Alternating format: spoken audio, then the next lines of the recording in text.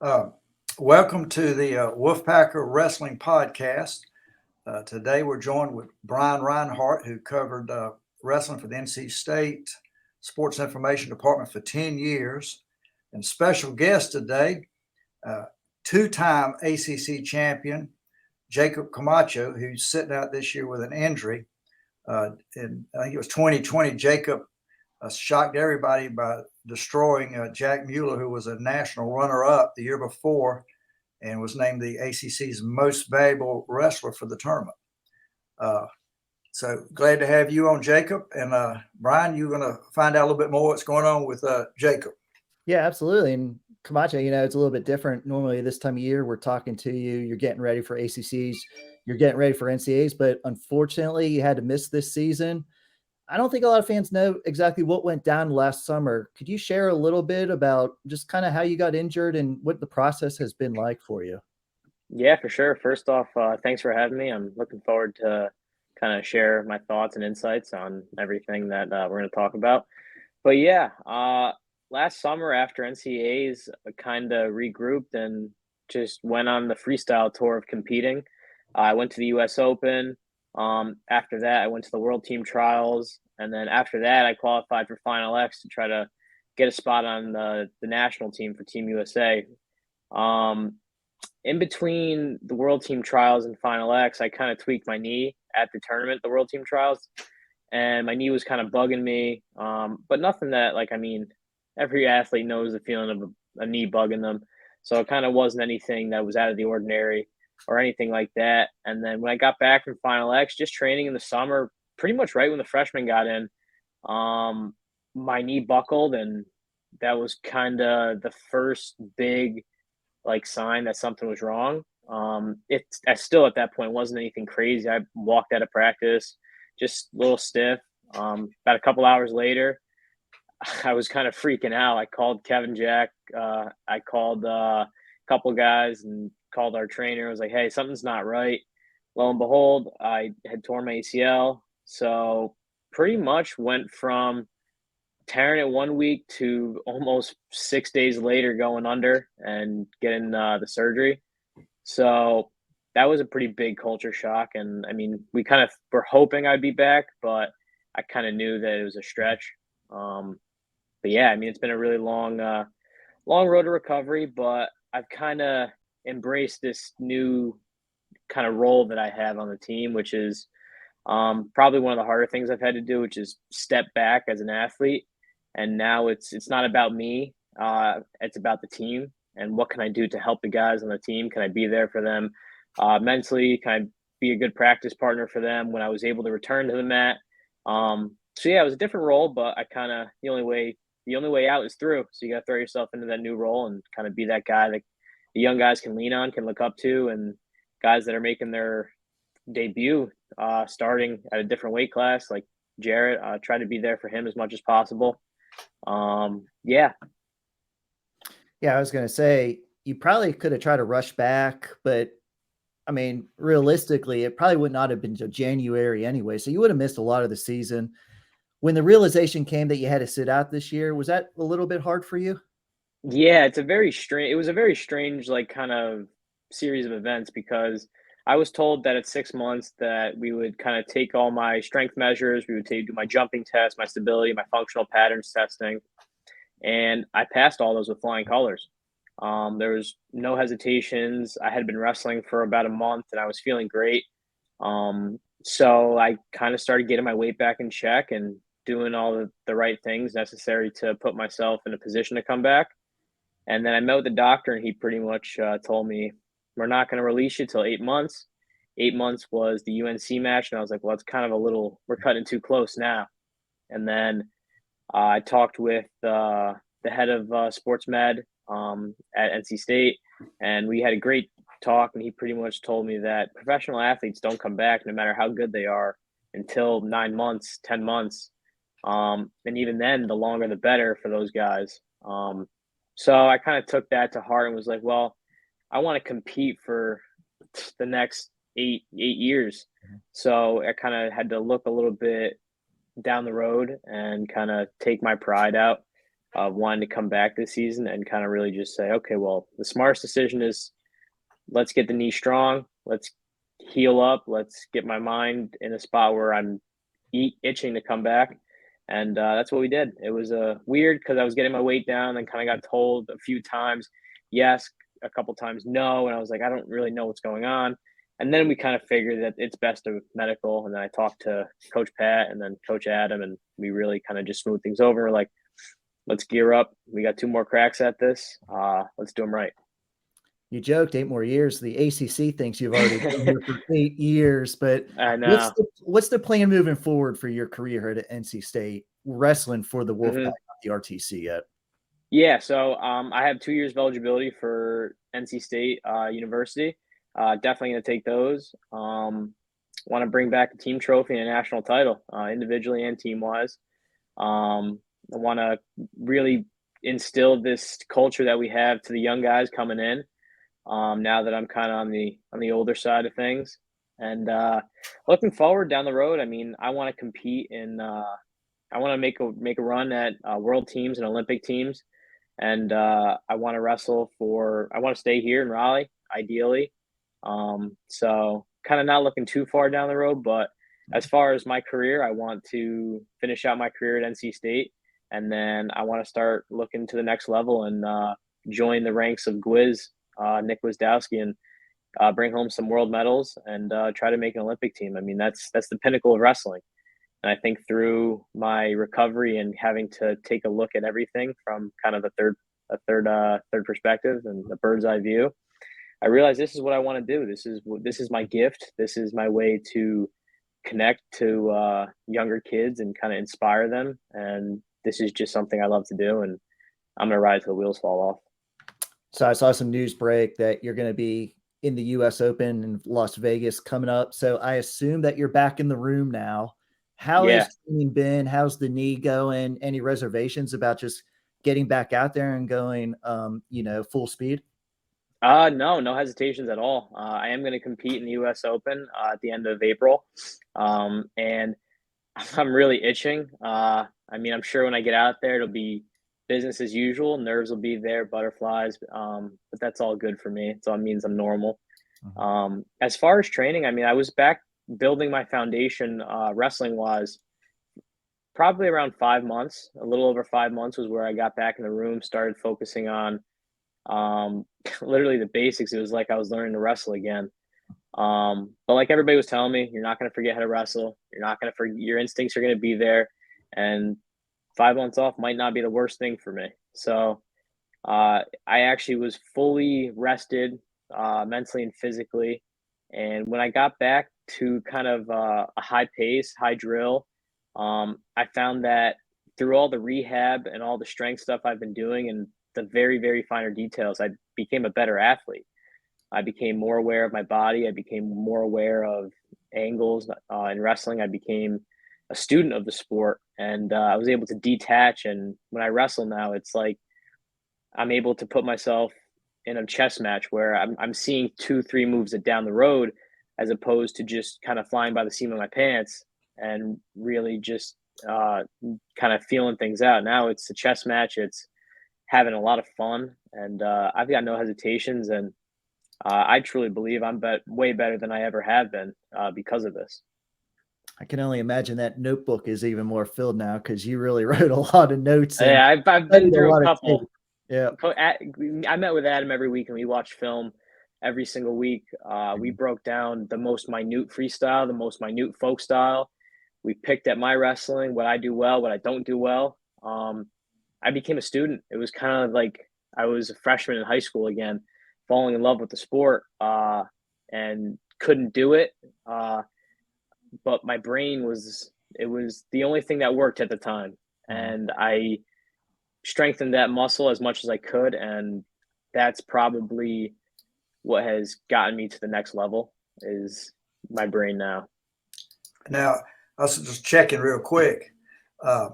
This move should be advantageous for you. And I don't know how many guys are coming back, but on Flow Wrestling, 9 of the top 10 125 pounders in the country are seniors. Including Spencer Lee, who'll be a 4-timer. So you'll come in, all those guys will be gone, which should help.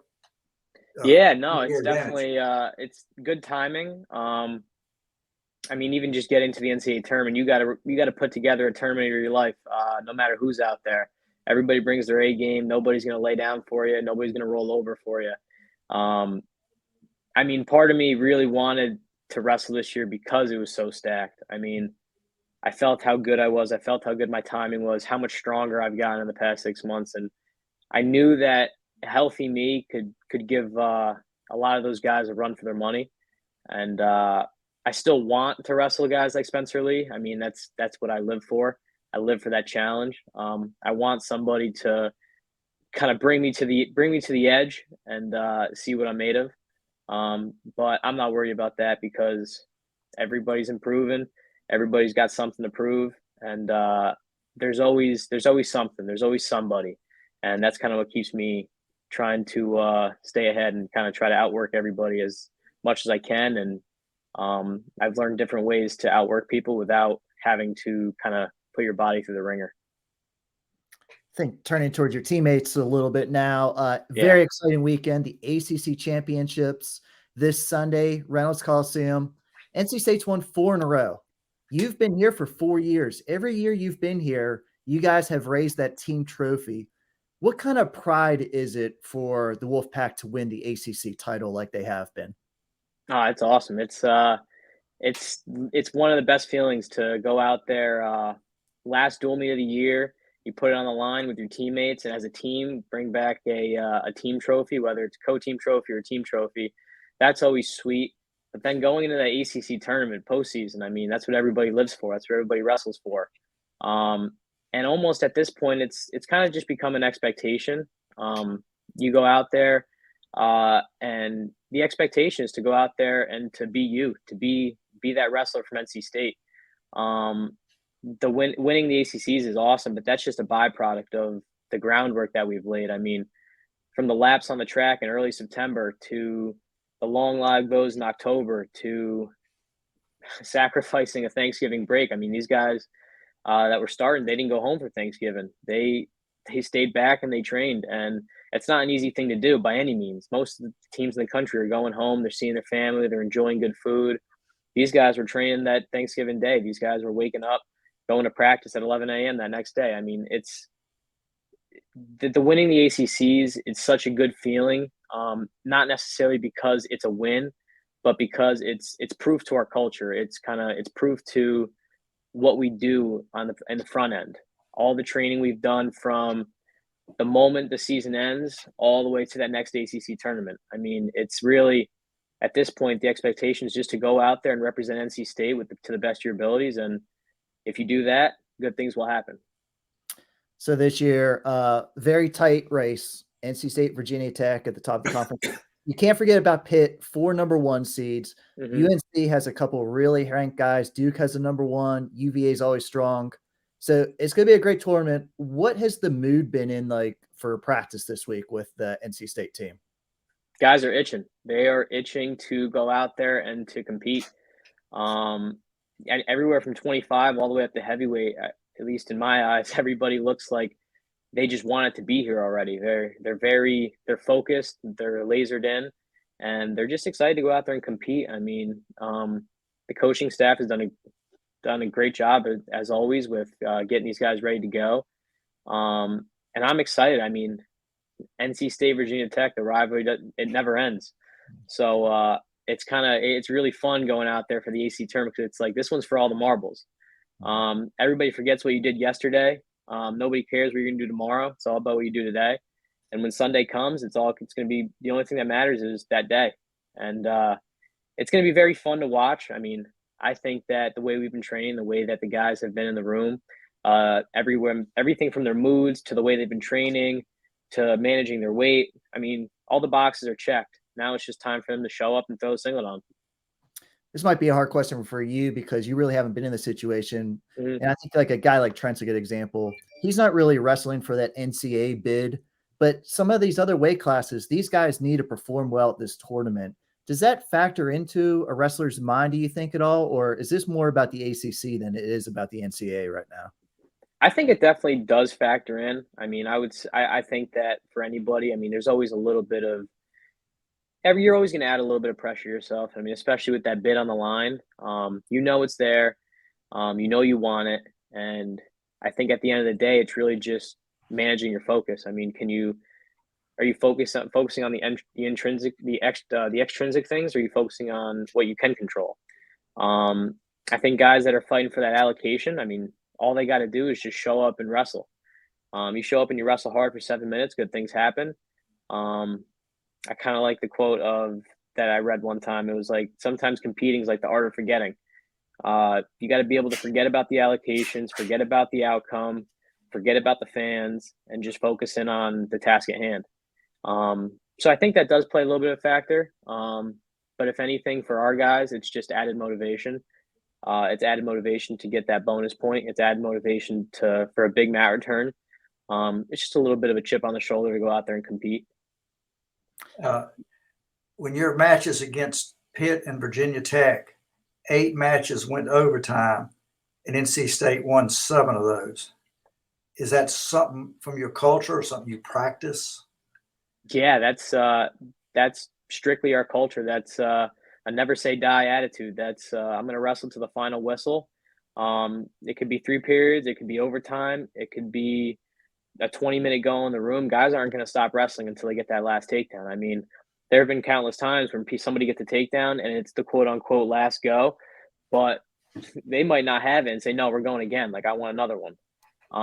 So that's just the culture that we've developed at NC State. I mean, it's you live for those matches, you want those hard matches, and when push comes to shove, let's see what we're made of. Personally, I think that's a great statistic. I mean, I love that 7 out of the 8 matches gone to overtime, we win. That just kind of shows you that we're not rolling over. I mean, it doesn't matter how tired we are, doesn't matter how bad we're hurting, we're coming. And that's a really cool thing to see because I'm a data guy. I like looking at numbers. And when you see that, you kind of can actually see like what we're doing is working. And you just got to keep on doing what you're doing. I think we were going to ask you about some of your teammates here. Your weight class, 125. You're the returning champion, obviously. Won't be competing this year. A lot of new faces in this weight class, too. Teammate Jarrett Trombley. He might have struggled at the beginning, but he's really come on here at the end of the season. Had a great win over no relation to you, but the other Camacho in the ACC. Yeah. And that's who he's actually going to face in the first round. How have you seen Jarrett improved as the season's gone on? He's improved tremendously, and I think he's always had the physical attributes. He's always been strong. He's always been fast. He knows how to wrestle. He knows his positions. He's a great wrestler.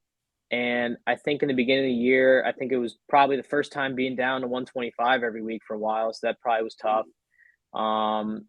And it's different when you're wrestling a different weight class and you're not used to it. But I think from at least what I've seen, his improvements have been dramatic mentally. He's confident, and he's when he starts feeling it and kind of getting in that groove, he's dangerous. And I mean, I wrestle him all the time. I know how good he is. He's a little firecracker. He's strong, he's fast, and he's explosive. And I think he just needs to go out there and be himself. I mean, when he's himself, he's very, very, very hard to beat. And I'm looking forward to watching him because the past few matches that he's been watching, he's been lighting it up, and he looks phenomenal. He's doing all the right things. He's got his weight in check. He's ready to go. And I'd like to see him keep it rolling at 125 for us. Yeah, I was going to say 125, the last 7 years, NC State's had a finalist, four finalists, 3 champions. So the Pack has got a lot of points at 125, largely thanks to yourself, Sean Files. But that's going to be very important. But I want to ask you, he has a first round bye. You as a wrestler in a 6-team tournament, there's 2 get the first round bye, 4 people. Did you like having that first round bye, or would you have rather call it the breakfast club because you get to go to breakfast in that round? But or did you kind of want a first round match? What kind of do you like with a small tournament like this? I think when I was younger, I probably would have wanted a first round match just to kind of, I guess, get my bearings right and really kind of get that quote unquote first match out of the way, the one where I just don't wrestle very well. As I've kind of gotten older and really understood my warm up and Kind of just got the mentality side right. I would rather a bye. I mean, kind of on a 1-day tournament like the ACCs, it kind of means a nice breakfast. And you get, I don't know, I want to say 4 hours or 5 hours before your match. So that's a good bit of pancakes, some eggs, maybe some bacon. So you get to feel real good. I mean, 4 hours, you get to put on some weight. I personally would much rather that because it's more about how you feel than opposed to how you're. I mean, that's all it is. I mean, how do you feel? You feel good. So the older I've gotten, the more I kind of want that bye. It's definitely advantageous, especially because you never know what's going to happen in a match. I mean, you could tweak your ankle, you could tweak your arm, you could tweak your neck. So the fresher you are going out there, the better. So I'm more leaning on a first round bye. And I know guys that get to kind of take a nap and all that stuff. I've never been able to take a nap ever in my life, so that's Well, out of the question. And I was going to say, I don't know if you ever noticed, but I call it the Breakfast Club because you guys weigh in, get to go to breakfast. Oh yeah, There's some evil glances from the guys that have to stay back and warm up for the next match. So there's always a little bit of jealousy, but 4-pack guys got that first round bout. One guy, 133, Kai Arini. He has longtime rival of yours, Sam Latona, in the first round.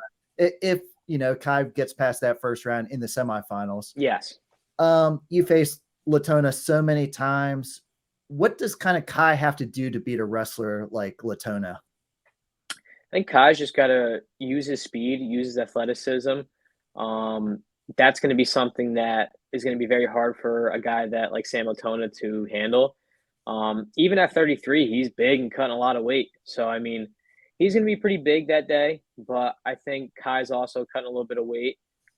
He's also big, he's strong, he's fast. He needs to use his athleticism. He needs to use his quickness, and he just has to trust himself. Sam Latona is good. He's beaten me more times than not, but I think the way that Kai wrestles is very, very problematic for him just because a guy like that's really long, they kind of rely on that length.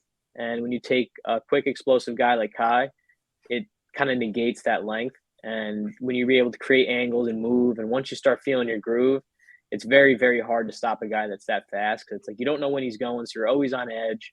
And more often than not, it's the stress of kind of being on edge that'll tire you out with a guy that's really fast and explosive. So I think he just needs to go out there, take his attacks when he sees them, take the opportunities that presented, keep his head up on his shots, ride him out on top. That's somewhere that Kai is much better than myself and much better than Latona. He can get that riding time point. And that takes a lot out of Latona, a guy that's cutting a lot of weight to get off bottom. So as long as he just kind of is himself, that's all he has to do. And I think he should be able to beat him. And then hopefully get a nice little fun rematch in the finals against Philippi. But I'm excited. I think that I've been given the Latona feel after all these times wrestling him. I kind of at this point, I don't know what there's a lot that I know about Latona. He's still very good, very competitive, but I like Kai's chances in this one. I think he's been looking really good. I would say 141 is another great weight class. Yeah. Top 4 guys are all in the top 12 in the nation. That's unreal. Mm-hmm. Former high school teammate of yours from Danbury, Ryan Jack. A lot of people say the most improved on the team. How have you seen him both on and off the mat improve this year? I think he's just, first of all, he's matured. I mean, he's definitely physically matured, but mentally matured as well. I mean, he's a captain of the team for a reason. And I've seen some maturity out of him. And then as far as wrestling goes, I mean, he's just so well aware of his body and so well aware of where he is on the mat. He's got great instincts. He's also very slick. He's smart. He's very, very smart when he wrestles. And I don't think he gets enough credit for how smart he is when he wrestles. I think a lot of people think it's just his athleticism, but it's not. He's very smart and kind of has a way of simplifying positions that is very advantageous to a high-level wrestler. So I think as long as he just trusts himself, I mean, it's big trust for me. It's all trusting your abilities and your capabilities. But as long as he gets to his attacks and finishes cleanly, he's going to beat Cole Matthews. I mean, he can get to his legs. The hard part's going to be finishing. So that's going to be the most important part of that match. Getting off bottom inside a minute and finishing his attacks. I think it's going to be critical to take those attacks when they present themselves and not try to force them. He's very good at that. He can see an opportunity from a mile away. So just take his attacks, finish cleanly, and that's a match I'm excited for. I think everybody in that tournament is going to be looking forward to that one. I think just in the semifinal too, McNeil from UNC, he's Yeah. a top 10 kid too. Yes. Canadian national team, and that was a great battle over in UNC. So Ryan Jack's going to have to wrestle a great tournament if he can go through with those two guys at the top there. Yeah, definitely. He's been looking real good in the room. I mean, as long as he wrestles the way he wrestled Lackman McNeil at UNC, gets to his attacks and kind of just stays on that offense and stays on taking those opportunities, shoot, score. They shoot, he scores. He'll be great. He'll do just fine. And like I said, finishing those attacks is going to be crucial. Avoid the scrambles, and he'll be just fine. As somebody who knows the Jack brothers, Kevin says he can still take Ryan. Is that still true? I can confirm that Kevin can take Ryan so long as it's under 3 minutes. And he's got a little bit of weight advantage too. Now, let's be honest here. He's got that. He does have a little bit of weight. He does have that dead weight. He's actually been on the stepper a little bit the past few weeks. He's getting back into shape. All right, Pat Mass made him feel guilty there. Yeah, I think that's probably what it was. Now he's on the stepper and getting back into shape. I always tease him and say he's going to come back and wrestle in the open. That's not happening. Big difference in weight class there too. Yeah, I mean Kevin was a 41 pounder, so it's interesting. You got the small 41 and the big 41. 149. Great class, 2 true freshmen. Jackson Arrington for NC State, his first time out. You won the title as a redshirt freshman. Jackson's competing for the first time, as is Maddie Singleton at 165. Can you talk about a freshman going into this kind of tournament? Yeah, it's exciting. It's exciting. It's a little nerve-wracking sometimes, especially when you've lost to somebody going into that tournament.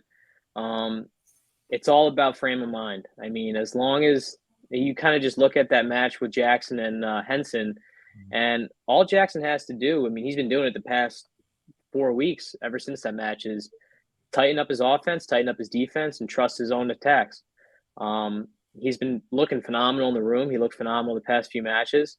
And I think really it's just going to be him trust himself, go out there and just go. I mean, I remember when I was there wrestling Mueller, I lost to him, 3 weeks before that. So whatever happened in the past doesn't matter. It's all new. It's a brand new season. There's 2 seasons, and the second one starts in March. So as long as he just keeps on trucking along and trusts himself and just fires it away, leave everything on the mat, and he'll be good to go. I think it's going to be an exciting match. His first match, just do what he does. And second match, if he gets to Henson, or when he gets to Henson, in my eyes, I think he just needs to go. I think he needs to trust all in his abilities, get to his underhooks, get to his elbow passes, feel the positions and go. Take the opportunities when they present themselves. No hesitations. Leave it all on the mat, and at the end of the day, he'll be in the right spot.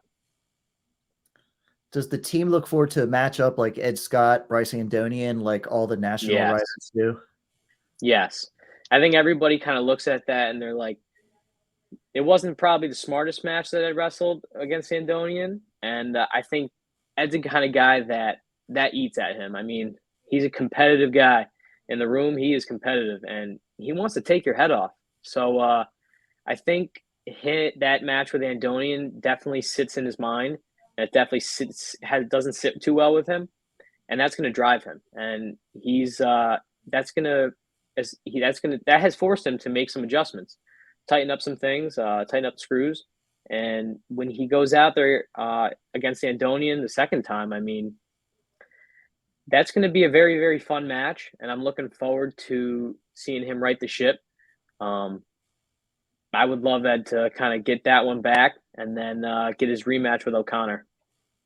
Yeah, O'Connor's been wrestling fantastic too, and Ed really took it down as one takedown bout. Obviously, everybody looks forward to 157 as a weight class in that one. But here's a guy not many people talk about, 174, Alex Faison, North Carolina native. He's been around the program for a while, and he's just waited his turn. He's got his win this year, got in the lineup, some very clutch wins. He does everything right. I told him he might be the meanest wrestler on the mat, but off the mat, he's one of the nicest guys that you could ever talk to. Yeah. Can you just talk about Alex Faison a little bit for fans that might not know him as well? Yeah, I mean, so Alex we came in the same year. We're both the same year. He does have another year of eligibility if he wants to take it, but I mean, he was a guy that came in green. I mean, he came in and he wasn't as highly talented as probably most people in our class. I mean, you look at the guys from our class and you got guys like Trent, you got guys like that aren't around anymore that graduated, Matt Fields, myself that's still going, but not quite as talented as him. And you want the kind of the definition of earned it. He's earned it. There was nothing given. Everything was earned with him. And I love watching him wrestle because he wrestles with that same passion that it took to get to where he is right now.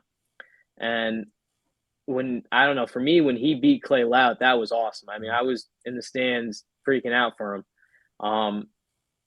I really am looking forward to seeing what he does at ACCs and then the rest of the season because, I mean, he's a guy that's not going to stop. You're going to have to drag him off the mat before he doesn't get what he wants. And like you said, he's a mean wrestler, but off the mat, he's awesome. I can crack jokes with him all day. But yeah, he's a guy that I love watching compete because that fire and that passion, that's what got him there. I mean, he was a guy that just worked and just worked and just worked. He kept his head down and he worked. He got his butt kicked and he just worked. It didn't really matter what was happening. All that mattered was I'm going to get better than I was the day before, and we're going to see how far I can take this.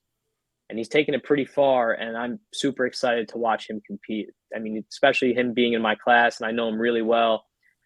He's a guy that I'm really looking forward to, and I want him to shake things up big time. Absolutely. I got a question for you, Brian, because I didn't realistically think Faison could beat my Kyle Lewis, but when does would he face him in the semis or the finals? It would be the finals. He's got the Pitt Kid in the semifinals. Pitt Kid has a bye too.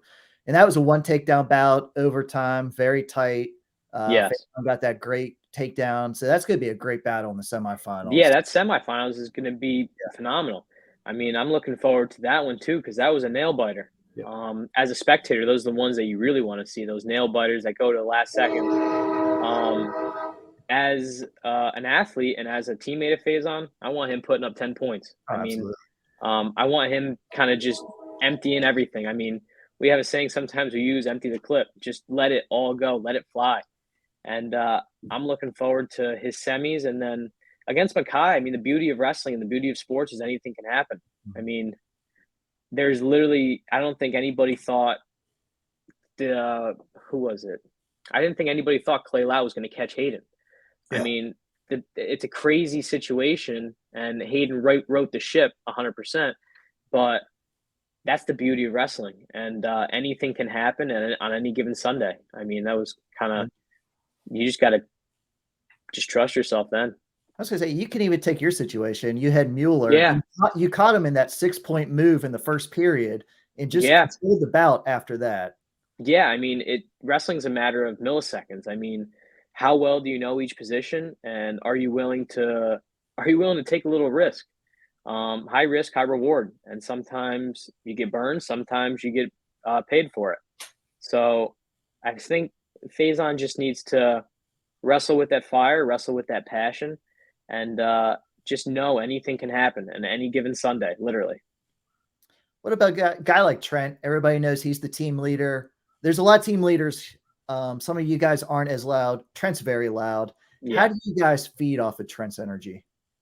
It's just momentum. I mean, it's you can't help but love it. I mean, he's another guy that also he wears his heart on his sleeve, and he wrestles with the same passion that got him to where he is today. I mean, one of the best in the country, and quite frankly, one of the best in the world. He's a guy that I look up to every day, watching him train, watching him just kind of live the lifestyle and have the habits of a champion, carry himself in a humble way as well. But we just feed off the energy. I mean, every time he goes out there on that mat, he puts on a show. He puts up points. I think a guy like that, like Trent, I mean, just keep doing what you're doing. You know what you want to do. And every time you step out on that mat, let it all out. come off the mat, get ready for the next one. I think sometimes now it's business as usual, but just always make sure you're having fun with it.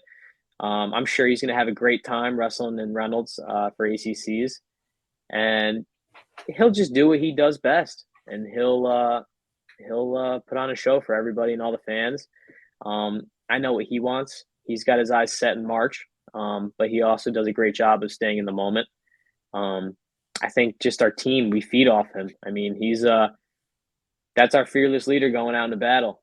And when one of us goes to war, we all go to war. So it's going to be pretty cool to watch him just do his thing. And he'll also have a tough match. I mean, he's going to wrestle Bolin probably. And that match in Virginia Tech was awesome. I mean, you want to talk about heart and grit, that's never say die. I mean, you got to get a takedown with 15 seconds left and you're sweaty, you're tired, you're hurting. And it's one of those things where your lungs on fire, you can't feel your body. You want to say, your body wants you to stop, but your mind just says, no, I need that last takedown. And I think just the way he competes, he's going to be able to get it done again. Yeah, I was going to say 184. 5 of the 6 guys are ranked in the top 17 nationally. Yes. So the semifinals are going to be great. Hopefully Trent's in the final. That's going to be great. Let me move up to 197. I think Isaac Trumbull's a lot like you, kind of a quiet guy. He's always reading a book and all that. But yeah, this could be the Isaac Trumbull revenge tour. Hopefully he gets past that first round. Andy Smith, who he lost to Virginia Tech, and arch rival Bonacorsi could be in the final. I kind of talk about offense. Everybody's like, why doesn't Trumbull score a little bit more? It's not like he's not trying to score. Yeah. As a wrestler, can it get frustrating sometimes when the other person's just not shooting or not moving or letting you get to your offense? Yeah, I mean, Trumbull's got some of the best defense in the country, and even watching him wrestle in the room, sometimes I see heavyweights get in on his leg, and I'm like, how is he getting out of this? Like, and he's scoring. He's not just getting out of it. And I think that from a spectator's perspective, yeah, it's fun to watch guys do all these fancy moves and score a bunch of points. But at the end of the day, the name of the game is winning. And winning by 1 point, quite frankly, is the same as winning by 15. And sometimes with these high-level matches, especially at the heavyweights, they're much more sweaty. They're a lot stronger. And it's a little bit of a slower pace because of those things. I mean, you can't just horse someone around. It's not. And you're not flying all over the place like a 125-pounder. But I think he just really needs to stick to what he's good at. I mean, just kind of stalk forward, make guys uncomfortable. He's super strong. Yeah. Pull on guys' heads, get them tired. When you're on top, make them pay. Put a leg in, ride them out, make them really, really regret wrestling you. And I'm looking forward to him getting that one back. I mean, he's got Andy Smith from Virginia Tech. That was a nail biter. I mean, I thought Trumbull was going to win that match when he had that leg up in the air. It was a kind of a crazy flurry that didn't go his way, but I know that fired him up. And he's a very, very self-driven, motivated guy. He's a guy that's up early. He goes to sleep early. He does the right things. He lives the lifestyle of almost a wrestling monk. And I love watching him compete because it just shows that those habits are paying off for him.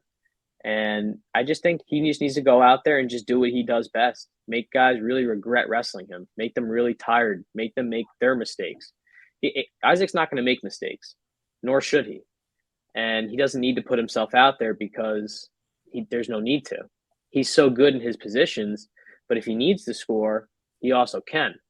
So I think he just really needs to stick to his game plan, and he'll be all good. And I'm looking forward to watching him wrestle Bonacorsi again, because that was, I mean, as close as you get. I mean, you look at the end of, I think it was overtime or regulation, where I thought Isaac had 2, but they didn't give him 2 because Bonacorsi still had his leg locked, his hands locked around his leg. And I think that's going to be another kind of match of fireworks, because Bonacorsi is offensive, but Trumbull's defense is second to none. And I think Trumbull's gonna right the ship. Like, I got a feeling about it. We had that illegal, like, full Nelson throw kind of. Yeah. That was a crazy situation. That was also something that kind of burned him a little bit. But that showed his strength too. I mean, he didn't he mean is to do strong. what he did, but he picked him up and was just Yeah, trying he to literally turn just picked him up and tried to put him down. I mean, Yeah. it's a different position, but it's similar to Owen picking up heavyweights and just pulling them on their back. So that'll be a good one. I was gonna say, speaking of your heavyweight, I didn't wrestle, but I always find it unique. The 125 pounders and the heavyweights always seem to get along so great. Yeah. Owen has a great personality. Yes. Had a great season. I mean, he's really coming to his own. He's right outside that top 10, leading the ACC. He'll be the 2 seed. Kind of, what have you seen from Owen and his development this year into the starting heavyweight? I think his confidence is probably the number one thing that's improved. Is he's confident in his abilities.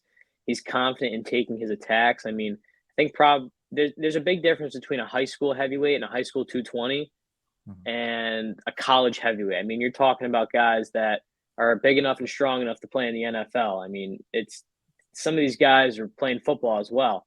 And I think it's a little bit intimidating sometimes, at least kind of how I would see it, that these guys are so big, so strong. You don't want to get caught underneath if you're so athletic like Owen.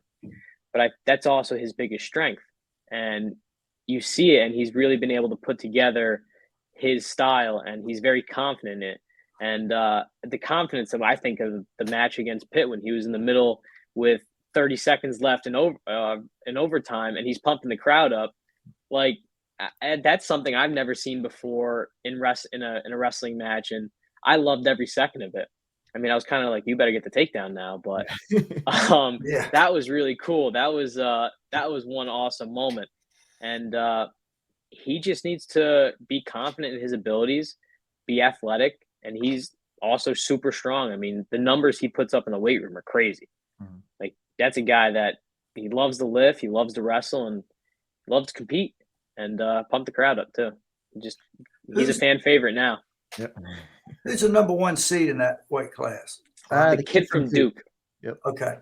So that was interesting. They both went 4-0, but unfortunately, Owen only faced 2 of the guys in his bracket because he wrestled a couple of backups. Yes. He beat the Pitt kid. So it's just an interesting how seeds work sometimes, but new rules are going to be. And Jake, I want to ask you, maybe we'll get you out of here on this one. Well, wait a minute. One thing we didn't ask him about 65.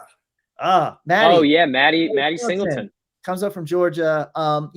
65 was up and down battle all year. NC State really didn't know what they were going to do, but Maddie seemed to win that job. That's a wide open weight. I think 165 and 125 are the 2 weights that could decide this tournament with how wide open they are. But talk about Maddie as a wrestler. Many fans haven't got to see him too much this year. In one word, I'd probably have to say unorthodox.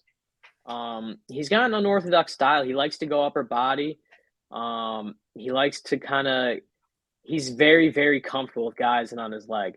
And it's very strange to watch sometimes, because you kind of think that if somebody has his leg up, he's dead to rights. Like that's 2, it's takedown. And then somehow, some way, he finds his way to square his hips and scores.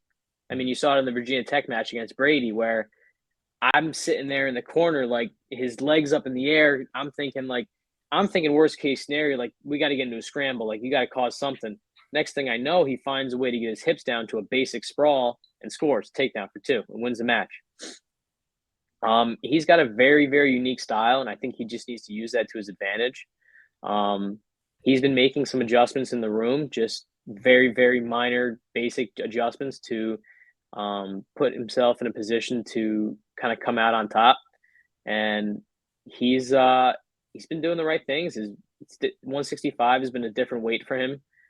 He started out at 174, but he's got that under control now. And he really just kind of needs to clean up the mistakes from that Pitt match. And I think that Pitt match, I mean, the loss, it always kind of highlights the things that you don't do as well as you need to.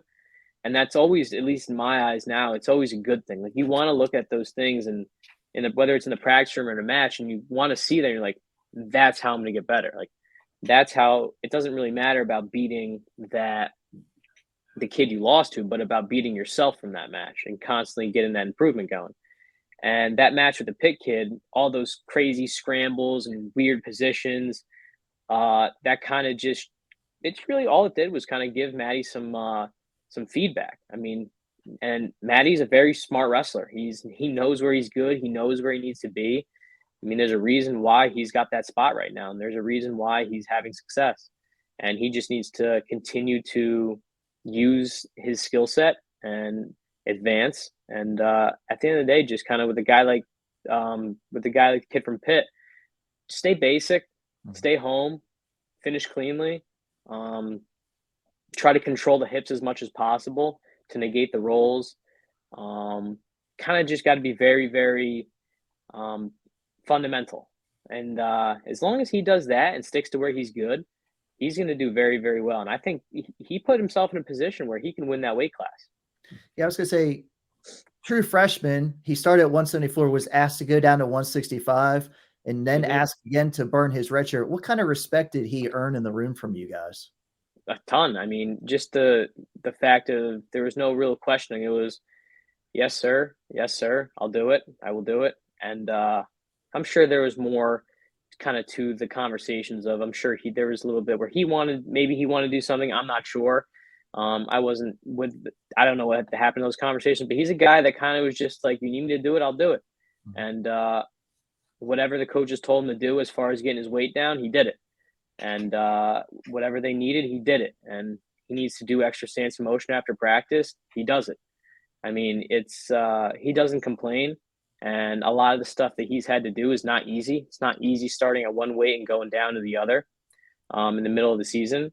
And it's also not easy being young and starting out as kind of a red shirt with the new rules to being asked to or choosing to burn your red shirt, which I don't think he's burning it. I think he's just using the opportunity to compete and go chase that All-American status. I mean, true freshmen do it all the time, and no seeds do it all the time. So kind of a common theme is, why not you? I mean, he wants it, so go get it. No one's going to tell you can't. Not in our room. Everybody knows you can. Doesn't matter who you are. So as long as he kind of just does himself and is that nonchalant kid from Georgia, he'll be just fine.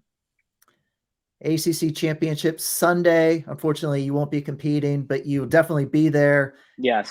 How are you going to be able to relax, watch, enjoy? What's your mindset for yourself? Different role this year for yourself? It's weird. It's sometimes I don't have much control over what happens out there. So sometimes you get a little bit more nervous and you kind of like, you yell when you think you're calm, and all of a sudden something happens and you find yourself yelling and you're like, why am I yelling like this? It's a weird kind of situation, but it's kind of cool that I'm able to have a different impact on the team. I've actually got my parents coming down to watch, so I'll be watching with them. But I mean, I'm also, if guys need warm-ups, I mean, I'm the guy that if you need it, I'll do whatever I can do from 25 to whatever weight needs me to help them get ready. Or if guys need like their leg stretch, or guys need their shoulder stretch, guys need anything, I'm there for them. I mean, guy needs to make weight, I'll be there for you. So it's kind of just being there in whatever way I can be, making sure these guys are relaxed, they're confident, just kind of making sure they're ready to go. I mean, at the end of the day, it's just another match. At this point in our careers, these guys have wrestled so many matches before, and it doesn't change. The only thing you do is you go out there in a different singlet and you just wrestle your heart out. That's it. I mean, it's a very simple recipe, and the work's been put in, everything's been done. Now it's just kind of making sure that these guys don't stress out about it. They don't get too worried about the what ifs and all the stuff that doesn't matter.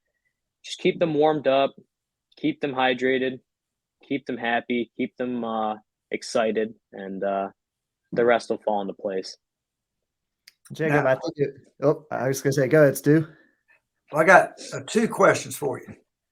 Who is the guy that we haven't seen yet that's in the room, it's been a redshirt freshman, a true freshman, that we should look out for the future, that we don't know much about it? I think Dylan Fishback is one that you guys should keep your eyes on. He's an Ohio boy. I actually have kind of known Fishback for quite some time now. he was very good friends with Derek Fields and Matt Fields, who was my old my old roommate, and before he graduated and moved on. But he has been around the program for quite some time now, and he's in the room. He's a hammer. He's a stud. He's real good. So I think he's a redshirt freshman to watch out for. Chase Horn's another one. We've got some studs that are coming up, and we've got a really good class coming in, and the future looks good. Another thing, when I saw the Virginia Tech match with Ed Scott against Adonian, I thought he tried to throw with a thrower. Then when he saw him against Carolina, I thought it was one of the smartest matches. He was very under control, and he had a chance to be in it right at the end. Yeah, he made some really good adjustments. The difference, how he wrestled those two matches. I think he just had a little bit more control of himself. I think he had a little bit of control of his emotions. Sometimes guys that are so competitive and so amped up, sometimes you tend to lose control of yourself and your emotions, and you just want to let everything fly. And sometimes that works, sometimes it doesn't. I mean, if you play with fire, you might get burned. I think Ed got a little burned at Virginia Tech, but after that next day, like, it was literally not even 24 hours later, it was one night's sleep. It was a lift, and he was immediately asking questions on how to improve. And you saw it in the UNC match. He was much more controlled. He was much more relaxed. And, I mean, he wrestled that match phenomenally. I mean, it was very minor mistakes, but I think that kind of control and that kind of relaxation when you're out there competing and you're just you're going, you're not super amped up and you're not over the top aroused, that's where you wrestle. And I think he's kind of found that, and he's made the adjustments. Like I said, mistakes are always good. It just highlights what you need to work on, and he's done a great job working on all of them. So he's going to go out there, and I think he's going to surprise a lot of people. Excellent. Stu, I think this was another great insight. Oh, yeah. Nacho, you really added a lot because you're in the room with these guys. You have firsthand knowledge of how everybody's doing, and there's just so much excitement for the postseason. Always. Can't wait to get to Reynolds. Can't wait to watch you guys in Tulsa. And you yourself, we can't wait to see you back on the mat too. So we're glad the recovery is going good. Can't wait to get you back there. But we've got the postseason first we're going to focus on here. So yeah, definitely. I'm looking forward to these guys going out there and proving themselves right and maybe proving a lot of others wrong. I think a lot of people wrote NC State off as a rebuild year, and we kind of shut them up a little bit. But that's the first half of the season. Second half of the season starts now, and I'm looking forward to watching these guys compete. And 25 through heavyweight, I want to see everybody go out there and win an ACC title. I want to see them keep it rolling and make a run for an All-American national title in a couple weeks. And myself, I'm kind of itching to put on that black and red again. So great job today, Jacob. Thanks for joining us. We appreciate Absolutely. Thank you for having me. Wolfpack fans, can't wait to watch some NC State postseason action. So, Stu, appreciate you having us on again. And be sure to go to the wolfpacker.com and read Brian's preview of the ACC tournaments. Very, very informative. And you can check down there, subscribe to the site, and we'll look forward to talking to you with a pre-NCAA tournament podcast in 2 weeks.